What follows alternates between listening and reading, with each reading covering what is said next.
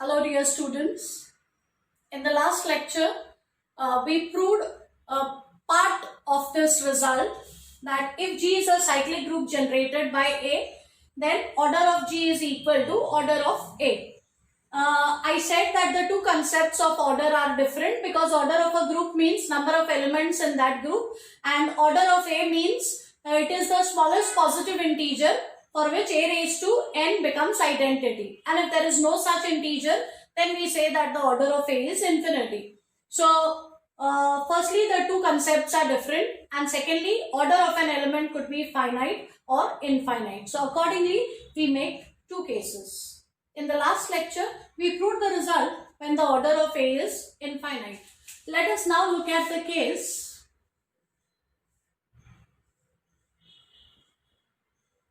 when the order of A is finite. In particular, let us take the order to be some natural number n. Then use the definition. N is the least positive integer such that A raised to n will be identity. A raised to n is the least positive integer such that A raised to n is e. Now if the order of A is n, I am going to prove that order of G is also equal to n. That means G has exactly n elements. So look at these elements. A raised to 0. A raised to 0 is identity. Then A raised to 1, which is A. Then we have A square. And I take A raised to n minus 1. So I start with A raised to 0 and I take successive powers of A till I come up to A raised to n minus 1. So because I have started with 0, notice that there are n elements in this collection. 1, 2, 3 up to n minus 1 and then this extra element. So there are totally n elements in this collection. Now this is a finite collection that I am dealing with. Also, this element here is identity which lies inside G. A is inside G. And by closure property, all the remaining elements will also lie inside G. So these are all elements of G.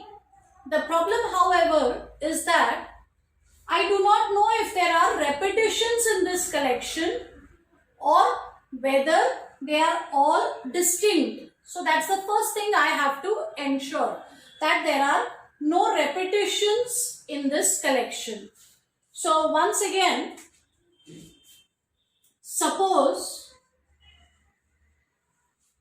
two of the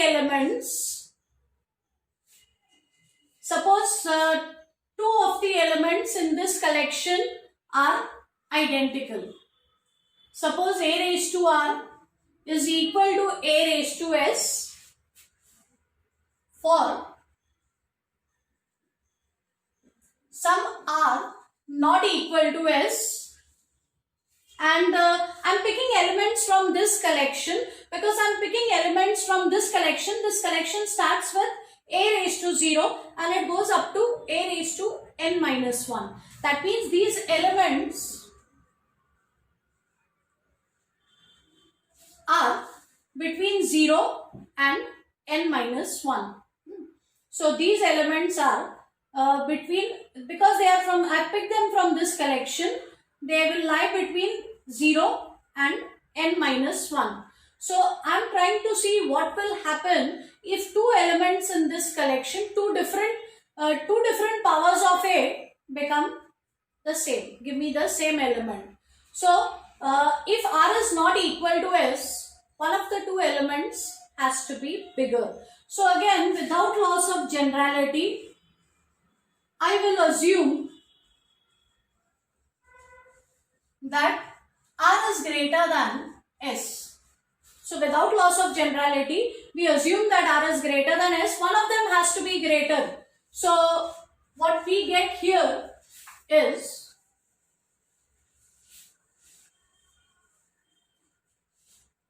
So 0 is less than or equal to s, less than r, less than or equal to n minus 1, or strictly less than n, because the largest value that it is taking is n minus 1, equal to maximum n minus 1. That means it is smaller than n. Now look at r minus s.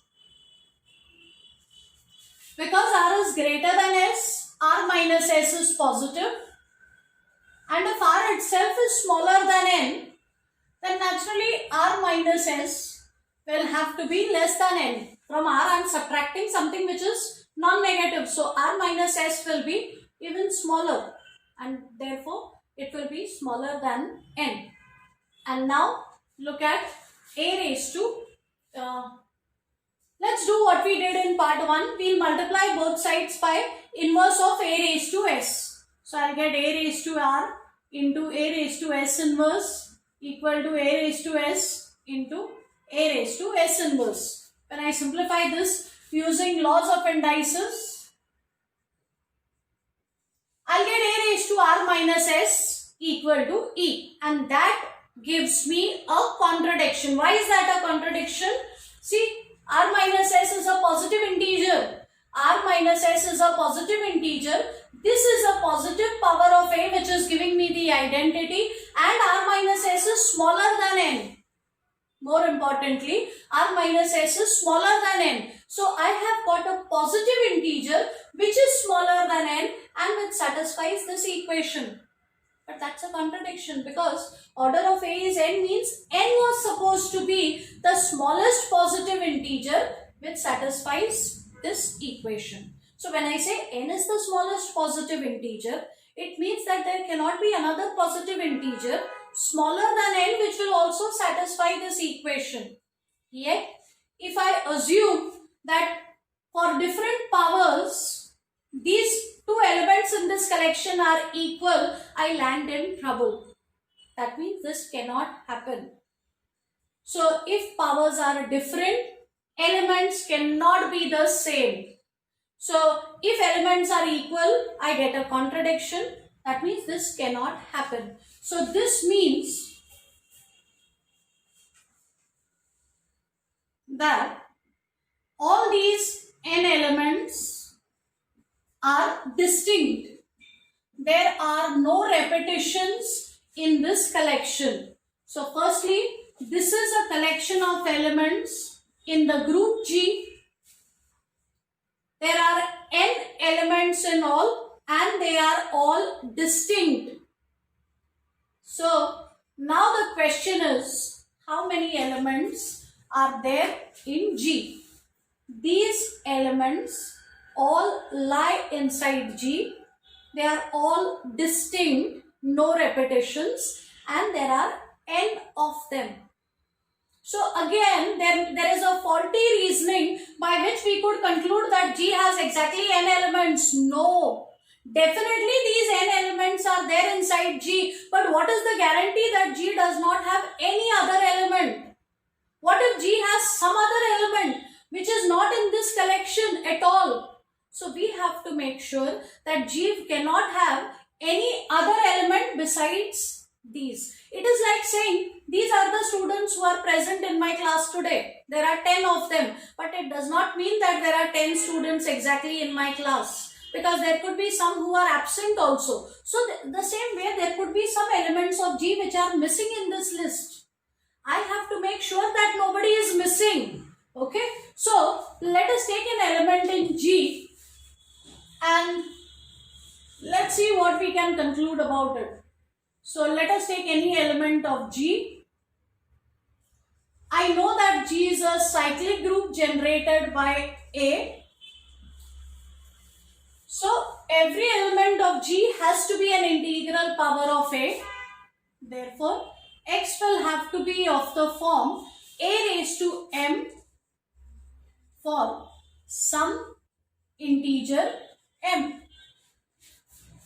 And now we have a few standard tricks up our sleeve.